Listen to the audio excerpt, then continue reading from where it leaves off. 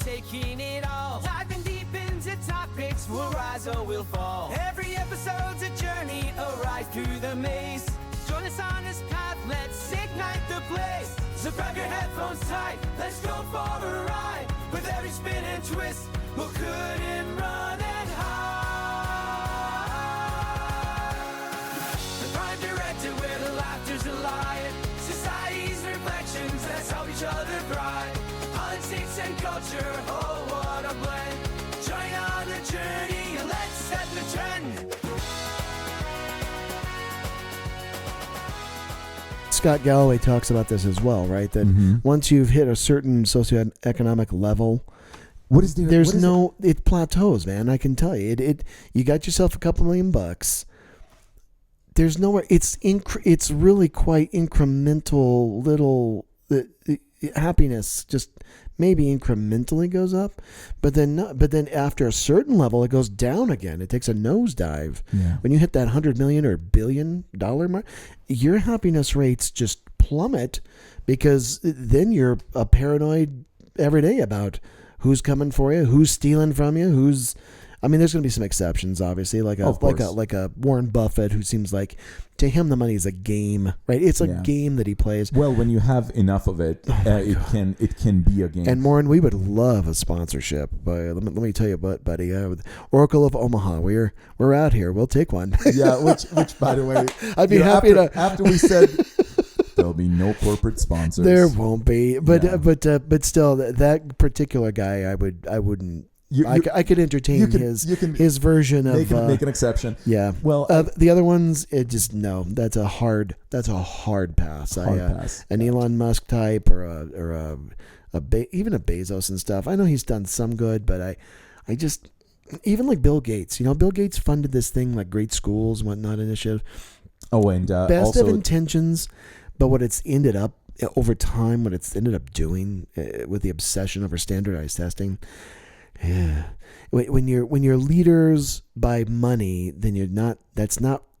You really are an oligarchy. You're not a. It's not a meritocracy. It really is. We're something else. It's not. That's another reason. Not natural. It should not be like this. You don't see this in the natural world.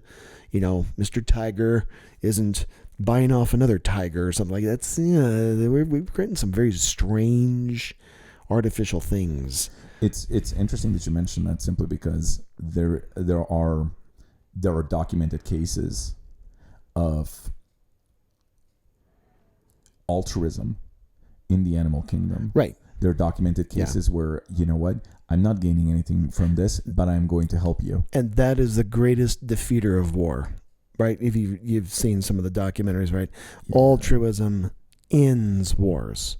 When people help other people, when people forgive other people, that's when you're the last one. Now it is interesting. I mean, World War II is such an interesting example, because I really don't know, once that ball had gotten past a certain point, well, the German issue. people the whole society had clearly gone right full fascist, and once a society does that, right, you're not going to pray Adolf Hitler away, right? You're not going to... It's not, but that's the thing, though. I think what's important to remember is you have to, as a student of history, you have to look further back to see all of the little nuanced... World War I created World War II. Small incremental The World War I created World War II. Yes. And then you look at it, it's like...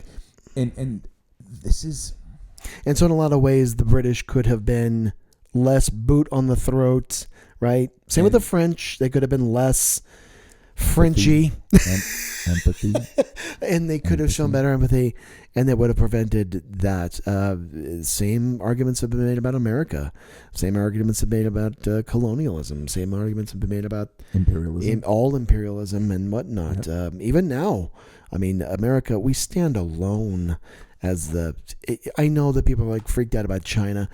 When you take a look at I don't want to make light of it, but when you take a look at like the American spending, we outspend like the next like 19 countries combined. Double check me. It might actually be more now. It might actually be 21 or whatnot. Our military is the most powerful military that has ever existed.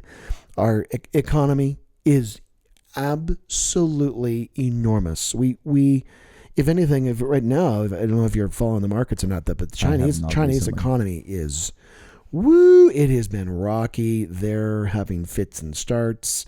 China is not uniform. Like even when you say China and you hear the right wing say like China's this and China's that, you're like, well, which China? There's a lot of different China. I mean, there is the Communist Party and things like that, but it is not a uniform country. It is an enormous country. It's the most populous nation as well. It has a incredible history of diversity and whatnot, and balkanization as well, especially going back in time and whatnot. But so maybe that's another guiding principle then for the Prime Directive is use logic, use reason.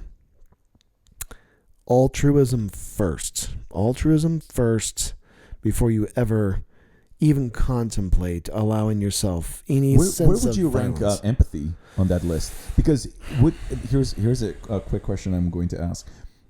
Can you have altruism before It's got to be foundational. Yeah, you're going to have the ability to feel what to somebody else empathize. feels before you can even think about how do I help them, or how should I best help them, or how can I even let them come to me?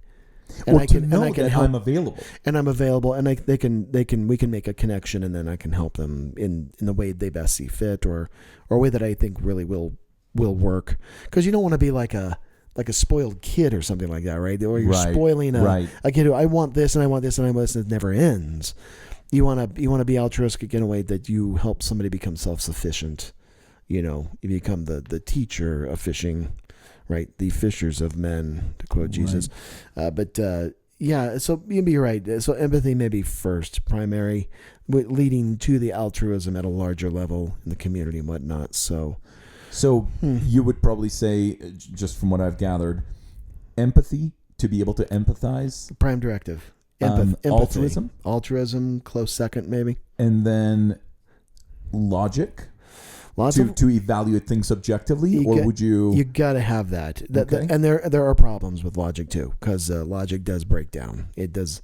You can get logical. You can end up in this infinite regress where you're defeating yourself with your own self, kind of a thing. But at least to run through a good solid list of the fallacies of logic and both deductive and inductive logical thinking. And then moving forward from that point. And you can't do that, obviously, in every case. Sometimes it's a snap. You got to go quick.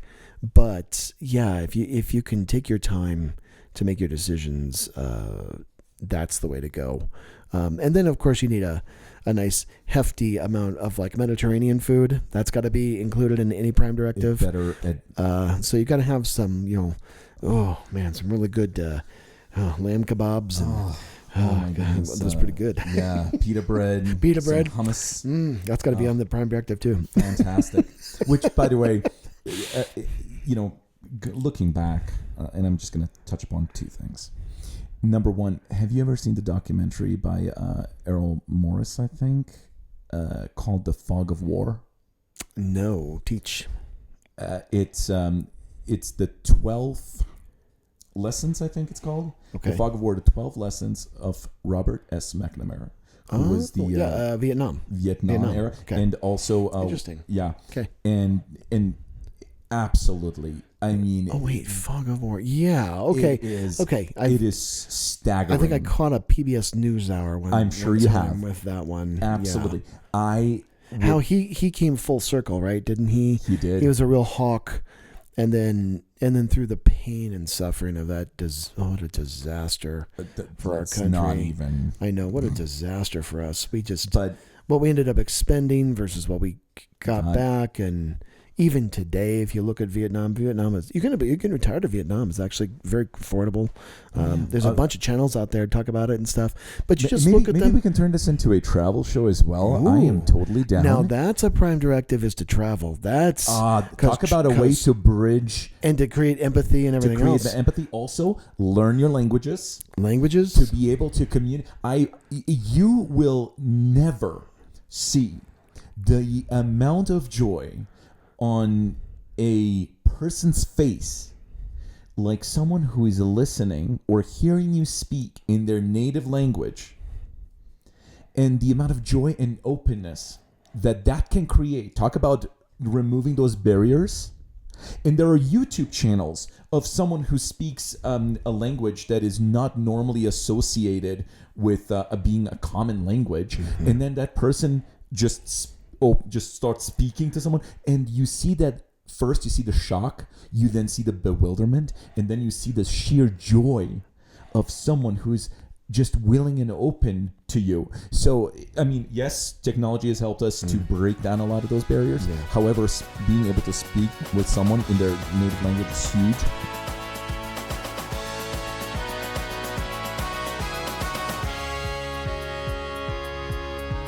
So as we close the chapter, let us you're here. The Prime Directives calling, so let's pass a beer.